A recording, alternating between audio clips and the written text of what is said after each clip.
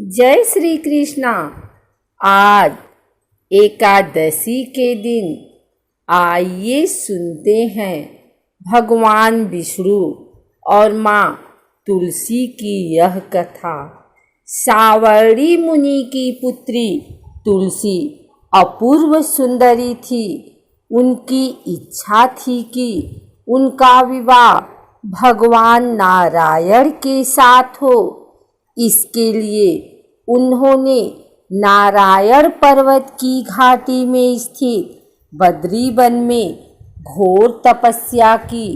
दीर्घ काल तक तपस्या के उपरांत ब्रह्मा जी ने प्रसन्न होकर दर्शन दिया और वर मांगने को कहा।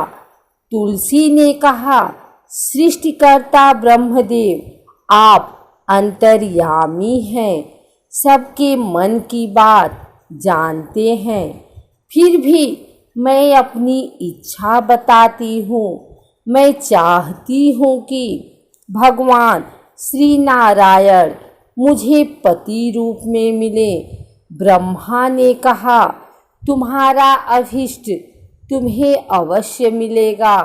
अपने पूर्व जन्म में किसी अपराध के कारण तुम्हें श्राप मिला है। इसी प्रकार भगवान श्री नारायण के एक पार्षद को भी दानव कुल में जन्म लेने का श्राप मिला है। दानव कुल में जन्म लेने के बाद भी उसमें नारायण का अंश विद्यमान रहेगा। इसलिए इस जन्म में पूर्व जन्म के पाप के शमन के लिए संपूर्ण नारायण तो नहीं, नारायण के अंश से युक्त दानव कुल जन्म में उस श्रापग्रस्त पार्षद से तुम्हारा विवाह होगा। श्राप मुक्त होने पर भगवान श्री नारायण सदा सर्वदा के लिए तुम्हारे पति हो जाएंगे। तुलसी ने ब्रह्मा के इस वर को स्वीकार किया, क्योंकि मानव कुल में जन्म लेने के कारण उसे मायावी भोग तो भोगना ही था। तुलसी बद्री वन में ही रहने लगी।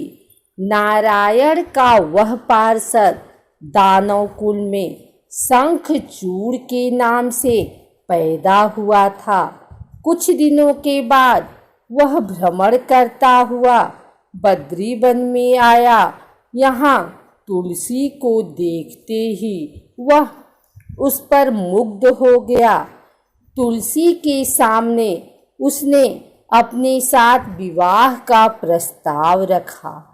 इतने में ही वहाँ ब्रह्मा जी आ गए और तुलसी से कहा, तुलसी, शंखचूड़ को देखो, कैसा देवोपम इसका स्वरूप है। दानव कुल में जन्म लेने के बाद भी लगता है जैसे इसके शरीर में नारायण का वास हो। तुम प्रस्ताव को सहर्ष स्वीकार कर लो। तुलसी को भी लगा कि उसकी तपस्या पूर्ण हुई, उसे इच्छित फल मिला है।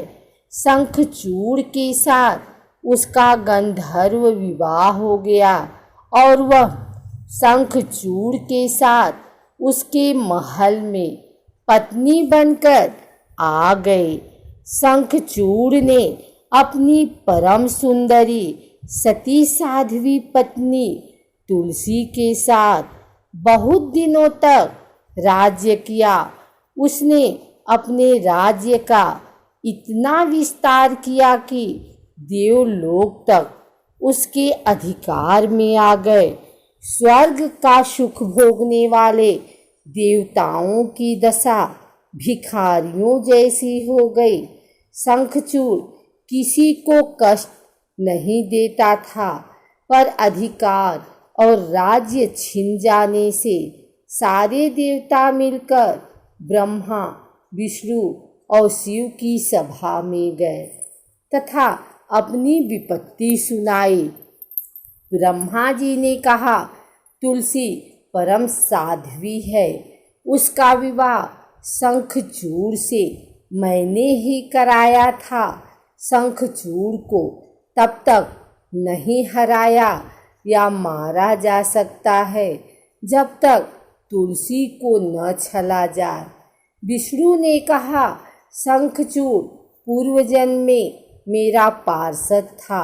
श्राप के कारण उसे दैत्य कुल में जन्म लेना पड़ा। इस जन्म में भी मेरा अंश उसमें व्याप्त है। साथ ही तुलसी के पतिव्रत धर्म से वह अजेय है। फिर देवताओं की सहमति से भगवान शिव ने शंखचूड़ के पास संदेश भेजा कि या तो वह देवताओं का राज्य लौटा दे या फिर उनसे युद्ध करे। शंखचूड़ शंकर के पास पहुंचा। उसने कहा, देवाधिदेव, आपके लिए देवताओं का पक्ष लेना उचित नहीं है। राज्य बढ़ाना हर राजा का कर्तव्य है। मैं किसी को दुखी नहीं कर रहा हूँ। देवताओं से कहिए वे मेरी प्रजा होकर रहें। मैंने आपका भी कोई अपकार नहीं किया है। हमारा आपका युद्ध शोभा नहीं देता। अगर आप हार गए तो बड़ी लज्जा की बात होगी। मैं हार गया तो आपकी कीर्ति बहुत अधिक नहीं बढ़ेगी। भगवान शंकर हंसे। वे तो सब रहस्य समझते थे। तुलसी और शंखचूड़ के पूर्व जन्म के श्राप की अवधि लगभग पूरी हो चुकी थी। बोले, इसमें कीर्ति और लज्जा की बात नहीं। तुम देवों का राज्य लौटाकर उन्हें उनके पद पर प्रतिष्ठित होने दो। युद्ध से बचने का यही एक उपाय है। शंखचूड़ ने कहा, मैंने युद्ध के बल से देवलोक जीता है। कोई उसे युद्ध के द्वारा ही वापस ले जा सकता है। यह मेरा अंतिम उत्तर है। मैं जा रहा हूँ। ऐसा कहकर शंखचूड़ चला गया। उसने अपनी पत्नी तुलसी को सारी बात बताई और कहा, कर्म भोग सब काल सूत्र में बंधा है।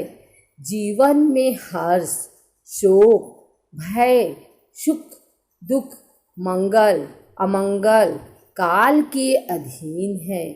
हम तो केवल निमित्त हैं। संभव है भगवान शिव देवों का पक्ष लेकर मुझसे युद्ध करें। तुम चिंता मत करना। तुम्हारा सती तेज मेरी रक्षा करेगा। दूसरे दिन भगवान शंकर के नेतृत्व में देवताओं ने युद्ध छेड़ दिया। शंखचूड़ ने भीषण बाणों की वर्षा कर उनका वेग रोका। उसके प्रहार से देवता डगमगाने लगे। उसने दानवी शक्ति का प्रयोग कर मायावी युद्ध आरंभ किया। युद्ध स्थल पर वह किसी को दिखाई नहीं देता था, पर उसके अस्त्र शस्त्र प्रहार कर देवों को घायल कर रहे थे। देवगण अपने अस्त्र चलाएं तो किस पर चलाएं, क्योंकि कोई शत्रु सामने था ही नहीं। कई दिनों तक इस तरह भयंकर युद्ध चला। शंखचूड़ पराजित नहीं हुआ। तब शिव ने विष्णु से कहा, विष्णु, कुछ उपाय करो, अन्यथा मेरा तो सारा यश मिट्टी में मिल जाएगा। विष्णु ने सोचा, बल से तो शंखचूड़ को हराया नहीं जा सकता, इसलिए छल का सहारा लेना होगा। उन्होंने तुरंत अपना स्वरूप शंखचूड़ जैसा बनाया और अस्त्र शस्त्र से सुसज्जित हो तुलसी के पास आए। बोले, प्रिय, मैं युद्ध जीत गया। सारे देवता भगवान शंकर समेत युद्ध में हार गए। इस खुशी में आओ मैं तुम्हें अंग से लगा लूं। पति को प्रत्यक्ष खड़ा देख तथा विजय का समाचार सुन वह दौड़कर मायावी शंखचूड़ के गले से लिपट गई। इस प्रकार पति पत्नी दोनों ने आलिंगन हो खूब खुशी मनाई। पर पुरुष के साथ इस प्रकार के व्यवहार से उसका सती तेज नष्ट हो गया। उसका सती तेज जो शंखचूड़ की कवच के रूप में रक्षा कर रहा था वह कवच नष्ट हो गया। शंखचूड़ शक्तिहीन हो गया। यह जानते ही भगवान शंकर ने अपने त्रिशूल से प्रहार किया। त्रिशूल के लगते ही शंखचूड़ जलकर भस्म हो गया। शंखचूड़ के मरने को जानकर विष्णु अपने असली स्वरूप में आ गए। सामने अपने पति शंखचूड़ के स्थान पर भगवान विष्णु को खड़ा देख तुलसी बहुत विस्मित हुई।